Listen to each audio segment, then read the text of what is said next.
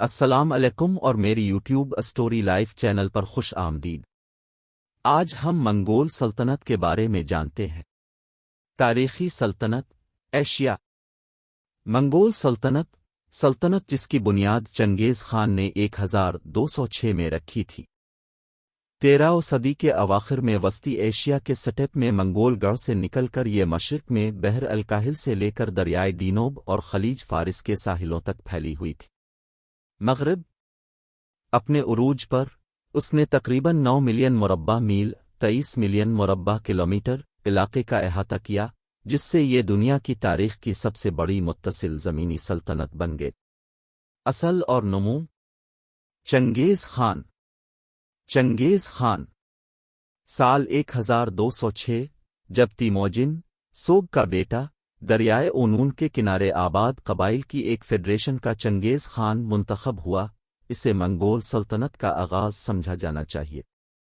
یہ فیڈریشن نہ صرف صحیح معنوں میں منگولوں پر مشتمل تھی، یعنی منگول بولنے والے قبائل، بلکہ دوسرے تر قبائل بھی۔ 1206 سے پہلے چنگیز خان بیکل جھیل کے جنوب اور جنوب مشرق میں میدانی علاقوں میں بالادستی کے لیے لڑنے والے قبائلی رہنماؤں میں سے ایک تھا۔ کیریت اور پھر نومان ترکوں پر اس کی فتوحات نے تاہم اسے پورے منگولیا پر غیر متنازع اختیار دے دیا۔ مہمات کا ایک سلسلہ، ان میں سے کچھ بیک وقت چلائی گئیں۔ ابتدائی فتوحات جیو ہے پہلا حملہ 1205-09 چین کی شمال مغربی سرحدی ریاست شیشا 11 کی تنگوت سلطنت کے خلاف کیا گیا تھا اور 11 بادشاہ کی طرف سے بیعت کے اعلان پر ختم ہوا۔ اس کے بعد کی مہم کا مقصد شمالی چین تھا، جس پر اس وقت ٹنگوسک جن خاندان کی حکومت تھی۔ 1215 میں بیجنگ کے زوال نے ہوانگ ہی دریائے زرد کے شمال میں منگولوں کے تمام علاقے کو کھو دیا۔ اگلے سالوں کے دوران جن سلطنت کو شمال میں منگولوں اور جنوب میں چینی سونگ سلطنت کے درمیان ایک بفر ریاست کا کردار ادا کر دیا گیا۔ وسطی ایشیا کے خلاف دیگر مہمات چلائی گئیں۔ 1218 میں مشرقی ترکستان کی ریاست کھارا خطائی سلطنت میں شامل ہو گئی۔ اوترار میں خوارزمیوں کے ہاتھوں چنگیز خان کے مسلمان رعایا کا قتل مغربی ترکستان 1219-25 میں خوارزم خیوا کی سلطنت کے ساتھ جنگ کا باعث بنا۔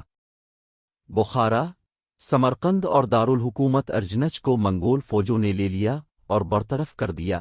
1220-21 پیش قدمی کی فوجیں قفقاز کو عبور کرنے کے بعد یہاں تک کہ جنوبی روس میں گھس گئیں اور کرینیا 1223 کے شہروں پر چھاپا مارا۔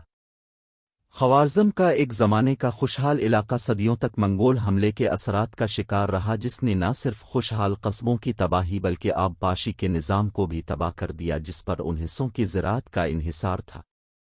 1226-27 میں 11 کے خلاف اسی طرح کی تباہ کن مہم شروع کی گئی تھی، کیونکہ 11 بادشاہ نے خوارزم کے خلاف مہم میں منگولوں کی مدد کرنے سے انکار کر دیا تھا۔ اس مہم 1227 کے دوران چنگیز خان کی موت نے منگولوں کی انتقامی کارروائیوں میں اضافہ کیا۔ 11 ثقافت چینی اور تبتی عناصر کا مرکب، بدھ مت کو ریاستی مذہب کے طور پر عملی طور پر ختم کر دیا گیا۔ بٹنی کا کوئز کی تاریخ حقیقت افسانہ کائی وی نجی 1227 میں منگول تسلط کیسپین اور چین کے سمندروں کے درمیان وسیع خطوں پر پھیلا ہوا تھا، جس کی سرحد شمال میں سائبیریا کے کم آبادی والے جنگلاتی پٹی پر اور جنوب میں پامیر، تبت اور چین کے وسطی میدانی علاقوں سے ملتی تھی۔ اس سلطنت میں مختلف لوگوں، مذاہب اور تہذیبوں کا ایک ہجوم تھا، اور اس بے مثال توسیع کے پیچھے محرک قوت کا تلاش کرنا فطری امر ہے۔ یقینی طور پر پادریوں، خانہ بدوش میدانوں میں رہنے والوں اور آباد زرعی تہذیبوں کے درمیان روایتی دشمنی کو مد نظر رکھنا ہوگا۔ میدان سے خانہ بدوشوں کے چھاپے ہمیشہ وقتہ فوقتہ ہوتے رہے ہیں، جہاں کہیں بھی طاقتور خانہ بدوش قبائل آبادیوں کے قریب رہتے تھے، لیکن انہوں نے عام طور پر عالمی تسلط کی بولی کے طول و عرض کو قبول نہیں کیا تھا، جیسا کہ چنگیز خان کے حملوں کے معاملے میں ہوا تھا۔ The idea of a heavenly mission to rule the world was certainly present in Genghis Khan's own mind and in the minds of many of his successors, but this ideological imperialism had no foundation in nomadic society as such. It was most probably due to influences from China, where the Van ruler ideology had a long tradition. The creation of nomad empires in the steppes and the attempts to extend their rule over the most settled parts of Central Asia and finally over the whole known world may also have been influenced by the desire to control the routes of intercontinental land trade. The desire for plunder also cannot be ignored, and it was certainly not by accident that the first attacks by nomad federations were usually directed against those states which benefited from the control of trade routes in Central Asia, such as the famous Silk Road. فوجی مشقیں راشد الدین تاریخ عالم سے منگول جنگجو راشد الدین تاریخ عالم سے منگول جنگجو چنگیز خان اور اس کے جانشینوں کی قیادت میں منگولوں کی حیرت انگیز فوجی کامیابیاں عددی طاقت کے بجائے اعلیٰ حکمت عملی اور حکمت عملی کی وجہ سے تھیں۔ منگول فوجیں بنیادی طور پر گھڑ سواروں پر مشتمل تھیں، جس کی وجہ سے ان کی نقل و حرکت اور رفتار بہت زیادہ تھی۔ ان کی حرکات و سکنات سگنلز اور ایک اچھی طرح سے منظم میسنجر سروس کے ذریعے چلائی جاتی تھیں۔ جنگ میں وہ بنیادی طور پر کمانوں اور تیروں پر انحصار کرتے تھے اور دشمن کی صفوں کو غیر منظم کرنے کے بعد ہی انسان سے انسان کی لڑائی کا سہارا لیتے تھے۔ منگول ہتھیار اور حکمت عملی پہاڑی اور جنگل والے علاقوں کی نسبت کھلے میدانی اور چپٹے ممالک کے لیے زیادہ موزوں تھے۔ فصیل والے شہروں کے محاصرے کے لیے انہوں نے اکثر تکنیکی طور پر ترقی یافتہ فتح یافتہ لوگوں جیسے چینی، فارسیوں اور عربوں کے کاریگروں اور انجینئروں سے مدد حاصل کی۔ ان کی مہمات کی زبردست کامیابی میں اہم کردار ادا کرنے والا ایک اور عنصر جاسوسوں اور پروپیگنڈے کا ہنرمندانہ استعمال تھا۔ حملہ کرنے سے پہلے وہ عام طور پر رضاکارانہ ہتھیار ڈالنے کے لیے کہتے تھے اور امن کی پیشکش کرتے تھے۔ اگر یہ مان لیا جائے تو آبادی بچ گئی، تاہم اگر مزاحمت پر قابو پانا پڑا تو تھوک ذبح کم از کم غلامی کا نتیجہ ہمیشہ نکلتا ہے۔ صرف ان لوگوں کو چھوڑنا پڑتا ہے جن کی خاص مہارت قابلیت کو کارآمد سمجھا جاتا تھا۔ رضاکارانہ ہتھیار ڈالنے کی صورت میں قبائلیوں اور فوجیوں کو اکثر منگول افواج میں شامل کیا جاتا تھا اور ان کے ساتھ وفاق کے طور پر سلوک کیا جاتا تھا۔ منگول خان کے ساتھ وفاقی حکمرانوں کی ذاتی وفاداری نے بہت بڑا کردار ادا کیا، جیسا کہ عام طور پر کوئی رسمی معاہدہ نہیں کیا جاتا تھا۔ اس لیے منگول فوجیں اکثر نسلی منگولوں کی ایک اقلیت پر مشتمل ہوتی تھیں۔ چنگیز خان کی سلطنت کی تنظیم۔ چنگیز خان منگول بالادستی کے ابتدائی دور کے دوران چنگیز کی قائم کردہ سلطنت نے ان تہذیبوں کو جذب کیا جس میں ایک مضبوط، متحد اور اچھی طرح سے منظم ریاستی طاقت تیار ہوئی تھی۔ تاہم منگولوں کی سماجی تنظیم کی خصوصیت پادری پرستی اور قبیلوں کا ایک وکندر قرت حب الوطانی نظام تھی۔ دشمنی اس نوعیت کے معاشرے اور محکوم ترقی یافتہ تہذیبوں کے درمیان نسبتاً کم تعداد میں غیر ملکی فاتحوں اور عددی اعتبار سے مضبوط فتح شدہ آبادی کے درمیان موجود تھی۔ فتح کے ابتدائی مراحل میں منگولوں نے عام طور پر اپنے نئے مضامین پر میدانوں کے سماجی ڈھانچے کو مسلط کرنے کی کوشش کی۔ منگولوں کے لیے یہ رواج تھا کہ وہ کسی فتح شدہ قبیلے کو غلام بناتے اور پوری برادریوں کو ممتاز فوجی رہنماؤں کے سامنے ذاتی طور پر پیش کرتے تھے۔ یہ غلام جلد ابدیر فاتح قبیلے کا لازمی حصہ بن گئے۔ مفتوحہ علاقوں میں بھی ایسا ہی طریقہ کار اختیار کیا گیا۔ آبادی کے گروہ عام طور پر ایک مخصوص علاقے میں رہنے والے منگول فوجی رہنماؤں کی ذاتی ملکیت بن گئے جنہوں نے اپنی مرضی کے مطابق مقامی اقتصادی قوتوں کا استحصال کیا۔ موجودہ ریاستی مشینری اور بیوروکریسی کا کوئی استعمال نہیں کیا گیا اور سابقہ سیاسی تقسیم کو مکمل طور پر نظر انداز کیا گیا، اور نہ ہی متعدد مقامی منگول رہنماؤں کو منظم کرنے کی کوشش کی گئی جنہوں نے خانوں کے دربار سے اعلیٰ درجے کی آزادی حاصل کی۔ اس لیے سخت فوجی دباؤ کے تحت بے رحم استحصال منگول تسلط کے ابتدائی دور کی خصوصیت تھی، جو کہ چنگیز خان کی موت کے تقریباً 7 سال بعد تقریباً 1234 تک جاری رہی۔ مرکزی طاقت خان کے پاس تھی، جس کی مدد فوجی اور سیاسی کونسلروں نے کی۔ تاہم چنگیز خان کی سلطنت کے ابتدائی دور میں کوئی محکمانہ انتظامیہ قائم نہیں کی گئی تھی۔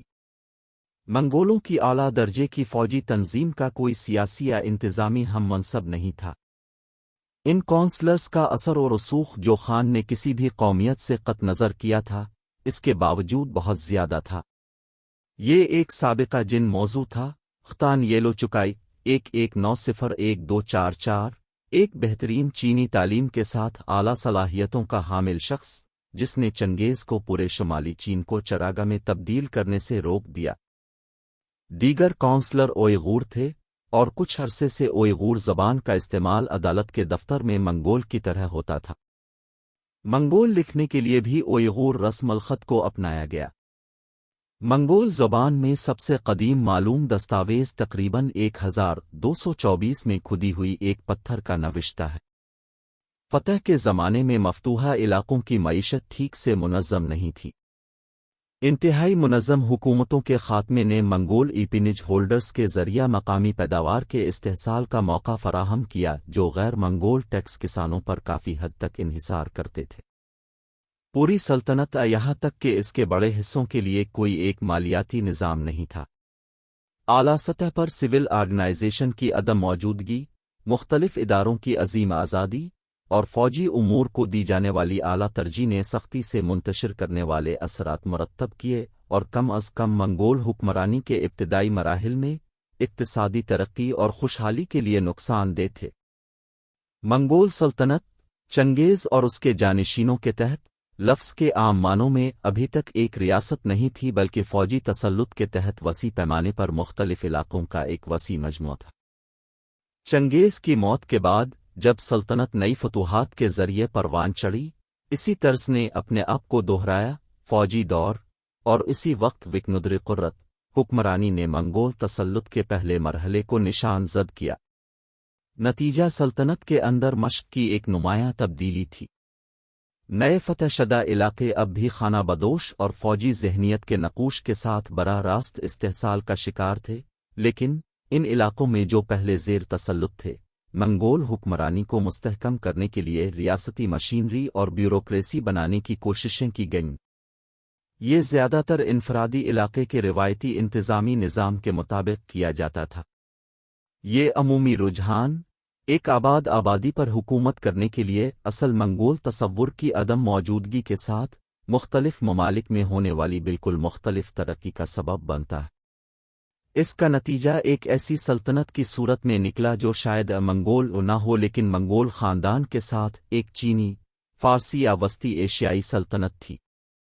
اس رجحان کا اظہار کچھ مقامات پر دوسروں کے مقابلے میں زیادہ کیا گیا کیونکہ مختلف تہذیبوں کی جذب کرنے کی طاقت شدت میں مختلف تھی۔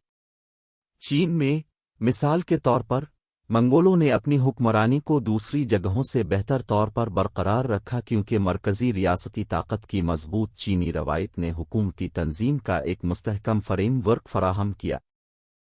منگولوں کی طرف سے ریاستی تصور کی اصل عدم موجودگی حکمران قبیلے کے سلطنت کے بارے میں رویے سے ظاہر ہوتی ہے۔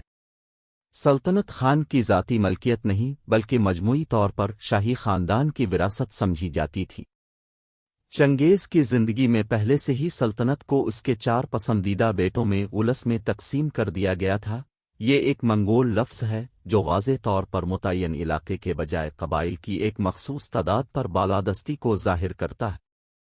تولوئی، جو سب سے کم عمر ہے، نے مشرقی حصہ یعنی منگولوں کا اصل وطن شمالی چین کے ملحقہ حصوں کے ساتھ حاصل کیا۔